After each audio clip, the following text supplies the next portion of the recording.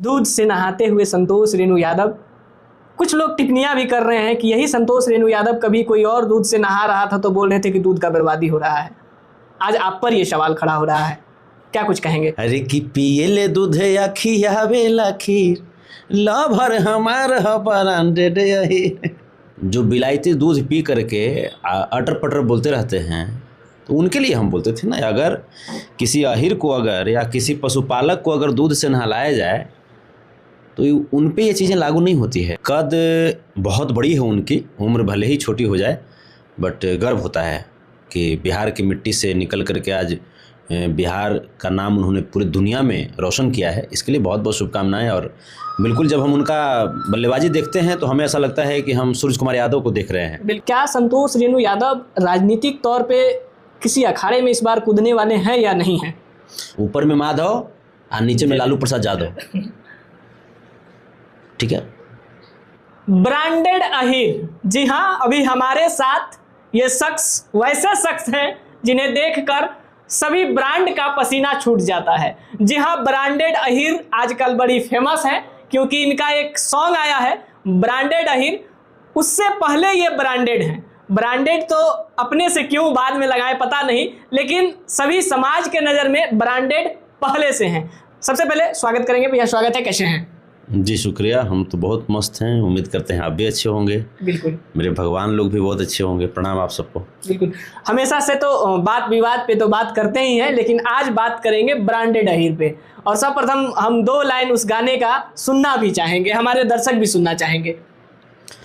कि दूध में चीनी लेखा घुलल बाड़ू, गेहूं के रोटी लेखा फूलल बाड़ू, तू करेलू गुमान के करा पाए जान, काहे अखिए से मारेलू तीर।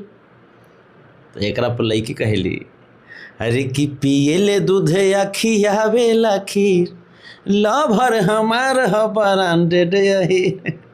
बिल्कुल, वो ब्रांड तो दिखता भी है, हमारे दर्शक भी देखते हैं तो जानते हैं कि हाँ भैया, कोई अगर ब्रांड है, अहिर में सच में कोई ब्रांड है तो वो संतोष रेणु यादव हैं।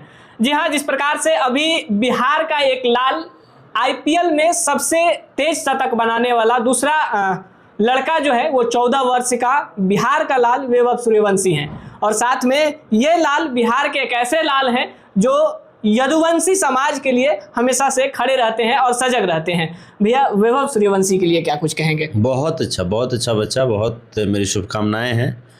कद बहुत बड़ी है उनकी, उम्र भले ही छोटी हो जाए, बट गर्व होता है कि बिहार की मिट्टी से निकल करके आज बिहार का नाम उन्होंने पूरी दुनिया में रोशन किया है। इसके लिए बहुत बहुत शुभकामनाएं। और बिल्कुल जब हम उनका बल्लेबाजी देखते हैं तो हमें ऐसा लगता है कि हम सूर्य कुमार यादव को देख रहे हैं। बिल्कुल। और मतलब जिस प्रकार से मयंक यादव जी भी बहुत कम उम्र में बहुत अच्छा परफॉर्मेंस दे रहे हैं, तो उनसे भी कम उम्र में वैभव परफॉर्म किए हैं। तो मेरी तरफ से बहुत बहुत शुभकामनाएं हैं। बिल्कुल, ब्रांडेड अहिर का बात हो रहा है तो एक फोटो और वीडियो हमें सोशल मीडिया पर नजर आया, दूध से नहाते हुए संतोष रेणु यादव। कुछ लोग टिप्पणियां भी कर रहे हैं कि यही संतोष रेणु यादव कभी कोई और दूध से नहा रहा था तो बोल रहे थे कि दूध का बर्बादी हो रहा है। आज आप पर यह सवाल खड़ा हो रहा है, क्या कुछ कहेंगे? पहले सबसे बताइएगा, अनुभव कैसा लगा, वो दूध का अनुभव कैसा लगा? देखिए, सबसे पहली चीज़ कि आपका जो पहला लाइन था कि हम किसी दूसरे को बोलते थे कि दूध का बर्बादी हो रहा है, सच्चाई है। क्योंकि जिनको दूध का अहमियत नहीं पता है, जो बिलायती दूध पी करके अटर पटर बोलते रहते हैं, तो उनके लिए हम बोलते थे ना, अगर किसी अहिर को अगर या किसी पशुपालक को अगर दूध से नहलाया जाए तो उन पे ये चीज़ें लागू नहीं होती है। क्योंकि हम लोग दूध का जो मर्म होता है ना, उसको जानते हैं। हम लोग ज़मीन से जुड़े रहने वाले लोग हैं, झुग्गी झोपड़ी में से हम लोग आए हैं। हम लोग बिलायती थोड़े दूध पिए हैं, हम लोग माँ का दूध पिए हैं, गाय का दूध पिए हैं, भैंस का दूध पिए हैं, बकरी का दूध पिए हैं। हम लोग जानते हैं ना, हम लोग नेचुरल आदमी हैं। और वो एक बहुत बड़ा भावुक पल था। एक्चुअली हम मोतिहारी गए हुए थे एक कार्यक्रम के लिए, और वहीं पे हमारे एमजी न्यूज़ के हैं एक मित्र हैं मंटू गोप जी, तो उन्हीं के गांव पे हम गए हुए थे। तो वहाँ पे जो हमारी माता बहन, हम दंडवत प्रणाम करते हैं उनको, समस्त समाज की आधी आबादी को। हम एक्चुअली कुर्सी पे बैठे और यही टी शर्ट था। बिल्कुल यही टी शर्ट था। कुर्सी पे बैठे और उसके बाद हम सामने देख रहे थे, तब तक दूध ऊपर से, अच्छा फिर अब तब जाकर के हमको लगा कि अच्छा ये बात है। हम रोने लगे थे वहाँ पे, बिल्कुल मेरे शब्द नहीं निकल रहे थे। हम मतलब जितना जो संघर्ष मैंने किया ना, पिछले 10 महीना तक जो जेल में मैं बिताया, वो लम्हा मुझे याद आने लगा।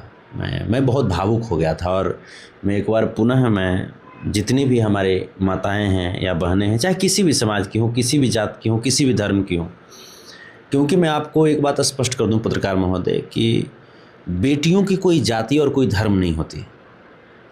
बेटियां जिस भी जाति, जिस भी धर्म के पुरुष का हाथ या दामन थाम लेती हैं, तो उनका जनरेशन जो है वहीं से उस पुरुष के ऊपर डिपेंड करता है कि वो किस जाति या किस धर्म के हैं। तो इसीलिए मैं बेटियों के लिए, बहनों के लिए मैं लड़ने का प्रयास करता हूँ। और उस दिन मैं बहुत ही ज़्यादा मैं भावुक था। वो बहुत भावुक कर देने वाला पल था। एक सवाल रहेगा, भावुकता भरा पल तो था ही, हम लोग देखे हैं शुरू से लेकर अभी तक कंटिन्यू आपके साथ जुड़े हैं तो देख रहे हैं सब चीज़, क्या आप करते हैं, क्या नहीं करते हैं, कितना मदद करते हैं, किन चीज़ों में ज़्यादा एक्टिव रहते हैं। एक सवाल रहेगा, ये सवाल मेरे जहन में जब आप जेल गए थे उससे पहले से था, क्या संतोष रेणु यादव राजनीतिक तौर पे किसी अखाड़े में इस बार कूदने वाले हैं या नहीं हैं? देखिए, पॉलिटिक्स जो है वो समाज का एक बहुत ही बड़ा पार्ट है, लेकिन हमारा कोई उद्देश्य नहीं है। मेरा सवाल करने का ये उद्देश्य है कि कहा जाता है ना कि अगर जब तक कोई छत्र छाया या फिर जब तक कोई बैकबोन नहीं रहेगा तब तक यूं ही आप कुचले जाएंगे, जेल में बंद कर दिए जाएंगे, हथकड़ी लगाकर टांग दिए जाएंगे, इसलिए हम ये सवाल किए। देखिए, हमारे ऊपर छत्र छाया तो है, माधव की छत्र छाया है, राधा श्री कृष्ण की छत्र छाया है हमारे ऊपर। मेरे माता पिता, मेरे जितने भी दोस्त हैं, परिवार हैं, मेरे जनता जनार्दन जितने भी भगवान रूपी श्रोता समाज का छत्र छाया है। मेरे ऊपर परमादरणीय श्री लालू प्रसाद यादव जी की विचारधारा का छत्र छाया है, डॉक्टर राम मनोहर लोहिया जी की विचारधारा का छत्र छाया है, भिखारी ठाकुर जी की छत्र छाया है, उनकी विचारधारा की, कर्पूरी ठाकुर जी की, डॉक्टर APJ अब्दुल कलाम जी की विचारधारा की छत्र छाया है। तो छत्र छाया तो है हमारे ऊपर, और तभी तो हम इतना दहाड़ते हैं। कहीं भी कुछ भी होता है तो हमको डर नहीं लगता। डर नहीं लगता है, लेकिन कहते हैं ना कि एक लंबा अरसा बीत जाता है, बीच का कोई कड़ी टूट जाता है तो हम लोग को भी फील होता है। देखिए, लंबा अरसा जब आप समाज के लिए जब लड़ेंगे, समाज के लिए जब कुछ करने का प्रयास करेंगे, तो जो असामाजिक तत्व हैं वो आपको परेशान करने का प्रयत्न करेंगे। आप कहीं भी जब दीपक जलाते हैं तो जाहिर सी बात है कि अंधेरों को कष्ट तो होता होगा। कहीं भी जब आप पर्यावरण को मेंटेन करने के लिए पौधा लगाते हैं तो जाहिर सी बात है कि वायुमंडल में वो अपना स्थान ऑक्युपाई करता है। वायुमंडल को कुछ तो तकलीफ़ होती होगी। हाँ, बाद में वही पेड़ जब हरित भरित हो जाती है, उसके बाद वायुमंडल को फ़ायदा पहुंचाती है, हम लोगों के लिए फ़ायदेमंद होता है। तो शुरुआती अवस्था में तो होता है, लेकिन कोई दिक्कत नहीं, उससे हम मजबूत हुए हैं, उससे कोई दिक्कत नहीं। क्योंकि हमें पता है कि जीवन में सिर्फ इनका प्यार चाहिए मुझे। सिर्फ ये जो जितने भी जो लोग मुझे देख रहे हैं, चाहे किसी जाति किसी धर्म के हों, मुझे सिर्फ इनका प्यार चाहिए। हमको 5,000 करोड़ रुपया लेकर के नहीं मरना है। मैं चाहता हूँ कि जिस दिन मौत हो उस दिन इतना कफन मुझे दिया जाए, इतना कफन दिया जाए मुझे कि दुनिया जान जाए कि कौन मरा है।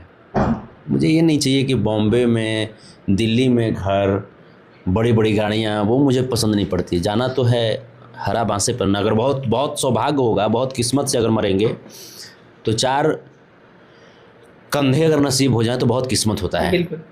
हमको वो सब नहीं चाहिए, वो सब भौतिकताएं हैं और मैं उसमें नहीं जीता हूँ। मैं नेचुरल में हूँ, मैं नेचुरली में रहता हूँ इसीलिए।